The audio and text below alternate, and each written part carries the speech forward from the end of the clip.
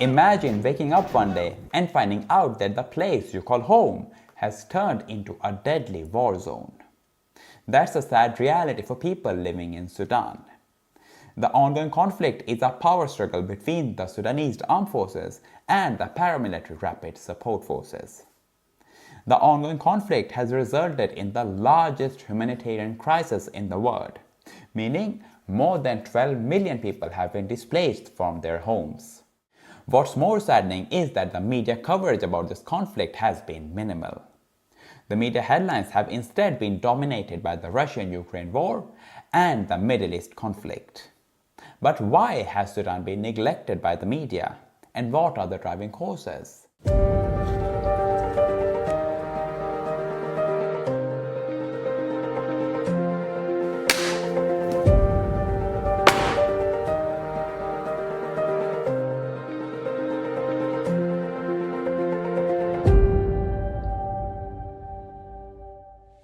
To answer the question, I have analyzed how many articles have been published for each conflict in the past year in the New York Times, Reuters, and Wall Street Journal. The numbers are shocking. We will talk about them later and why the media hasn't shown urgency regarding Sudan. But before that, we need to understand the background and the current situation of people living in Sudan.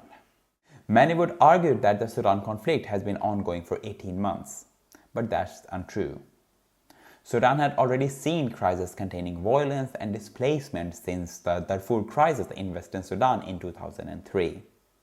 The same conflict that led to the formation of the Rapid Support Forces with the help of then leader General Omar al-Bashir.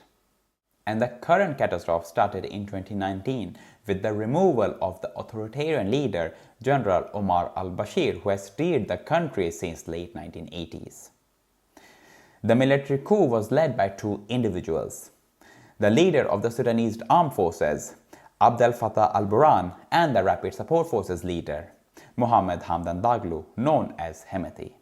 This coup injected some kind of optimism in Sudanese people for a civilian rule, but that hope didn't last for more than 2 years. Another military coup dissolved the transitional civilian government, which triggered political and communal conflicts. The reason was that RSF would be needed to be a part of SAF, which would limit RSF's power. Hemeti, the leader of RSF, refused this deal, which led to the conflict between these two leaders that started on 15th of April in 2023 in the capital, Khartoum. During these 18 months, half of Sudan's population, approx 25 million people, are in need of humanitarian assistance and protection as they are facing extreme shortages of food, water, and medicine. Among this disaster, the reports of mass killing and displacement have led to ethnic cleansing of people in Darfur, as it was way back in 2003. At least 15,500 people have been killed, and more than 12 million people are taking refuge inside and outside the country, with children representing half of them.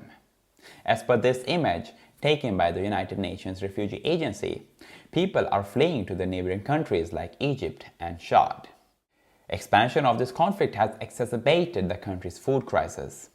At the same time, the United Nations are struggling to fund their operations in Sudan. They estimate a total requirement of $1 billion this year, but so far they have only reached 40%. The USA stands alone for the largest sum of $177 million. But to put it in perspective, it's nothing compared to what they have given to Israel or Ukraine. Since the Russian-Ukraine war started, the US has pumped in close to $23 billion in aid. Meanwhile, to Israel, they have given $12.5 billion only this year. So the question remains, why are the media outlets not interested in reporting about the largest humanitarian crisis in the world? Let's start with some numbers. I searched for Israel, Sudan, and Ukraine in Wall Street Journal, the New York Times, and Reuters, just to see how many articles have been published in the past year. Here is the result.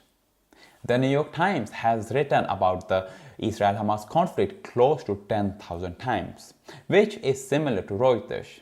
But when it comes to Sudan, the numbers dropped drastically to approximately 400 articles each for the media outlet. Wall Street Journal hasn't shown the same intensity either, but they differ even more from their counterparts.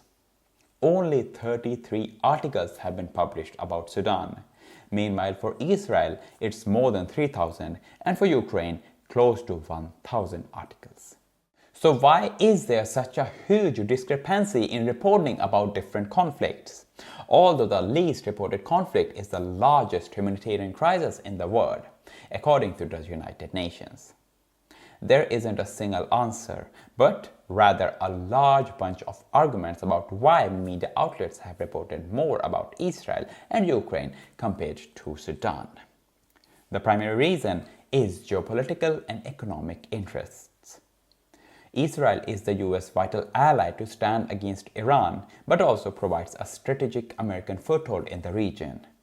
Also, the US and Israel are involved in a yearly trade worth $30 billion.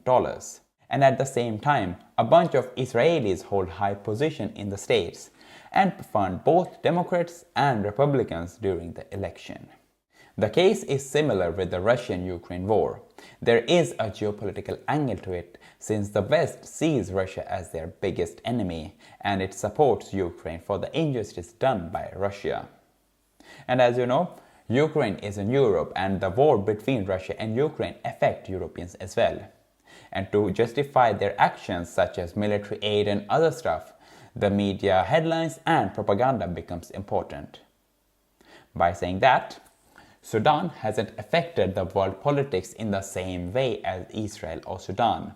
Hence, it hasn't received the same global focus. Another reason is that there are more Ukrainians and Israelis living in the West compared to Sudanese people. This means that Sudan lacks the same historical connection to the West, which may make the conflict seem more distant. We also need to remember that media is a business where consumption leads to income. Hence, they are targeting the audiences that consume their material. Lastly, the media tends to focus on conflicts where there is a clear narrative of good versus bad, or a certain drama that's easy to break down for a broader audience to understand. In Ukraine and Israel-Hamas conflicts, there are clear national and ideological oppositions that are easy to package. It's democracy versus dictator. It's Ukraine versus Russia, Putin's Russia. And in the Middle East, it's country versus terror organization.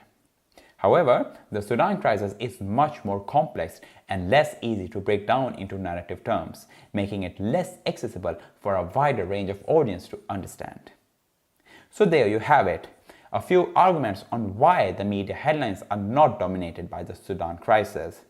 Although, in my opinion, it should, because it is the largest humanitarian crisis in the world going on, affecting more than 10 million people, way more than people living in Gaza and affected by that war, as well as people are in need of humanitarian aid in Sudan more than in Gaza.